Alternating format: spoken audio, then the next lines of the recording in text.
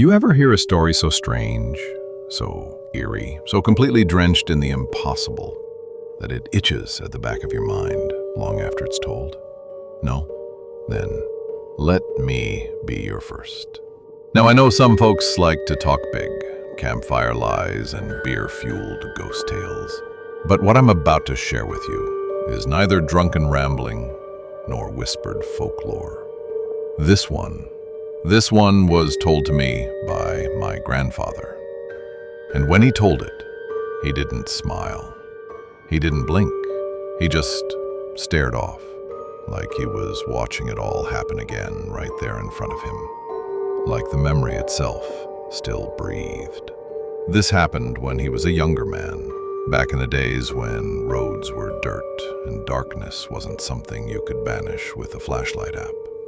No, back then, when night fell in the villages, it fell like a lid, heavy, suffocating.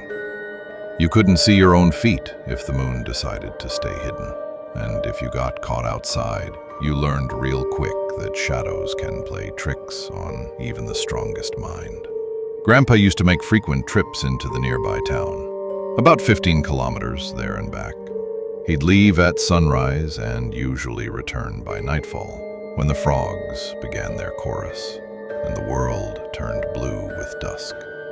He was a respected man, known to be generous. He helped many villagers over the years, but one in particular stood out, a man named Shankar. Shankar was a farmer, poor but proud. Years ago, he'd found himself in desperate need of money. His only daughter's wedding was on the brink of collapse.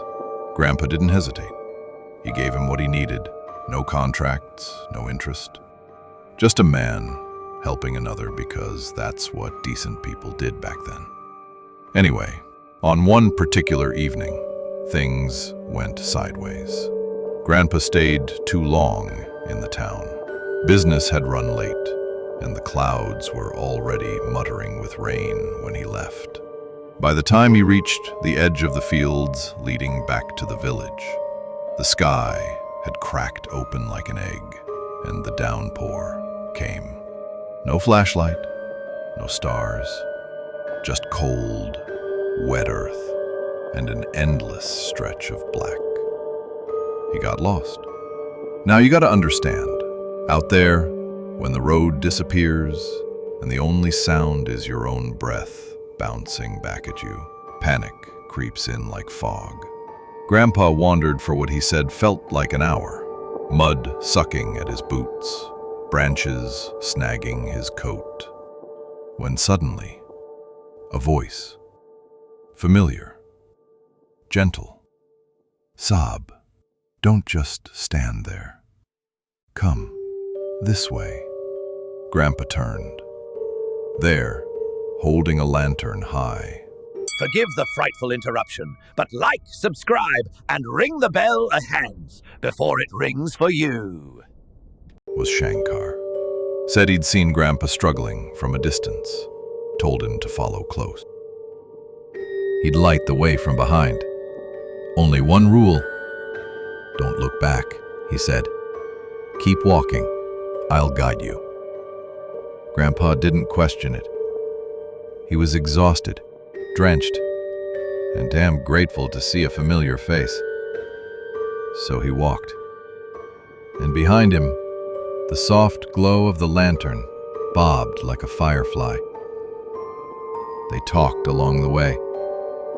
Grandpa asked about Shankar's daughter, how the crops were doing, the village gossip, the usual. And Shankar? He answered, calm, collected. Not a single odd note in his voice. They reached the edge of the village, just where the houses began peeking out like sleeping giants in the mist. That's when Shankar stopped. I can't come any further, he said. I've got someplace else to be. Grandpa nodded, thanked him, and walked the rest of the way, alone. That's when he noticed the crowd, a group of villagers huddled under the awnings, murmuring, crying. Someone saw Grandpa and rushed over. "Where were you? We've been looking everywhere." Grandpa, confused, explained he got lost in the fields, but Shankar had found him, lit his way back. Said he just left him a moment ago near the edge of the houses. Silence fell like a blade. "Shankar's dead," someone whispered. "He passed this afternoon. Heart failure. We just returned from the cremation." My grandfather said he didn't feel cold in that moment. Didn't feel fear, just stillness. The kind of stillness that wraps around your bones and doesn't let go. He never saw Shankar again. Never heard his voice. But in the years that followed, he'd say this: "Some debts are deeper than money. Some promises echo past the grave.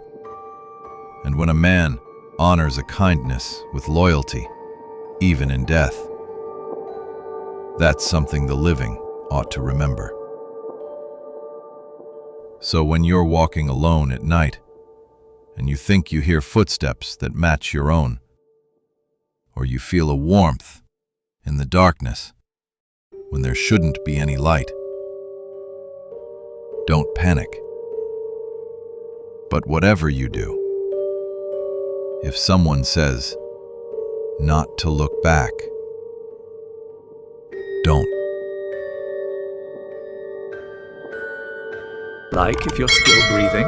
Subscribe before it's too late! Hit the bell, it tolls for thee.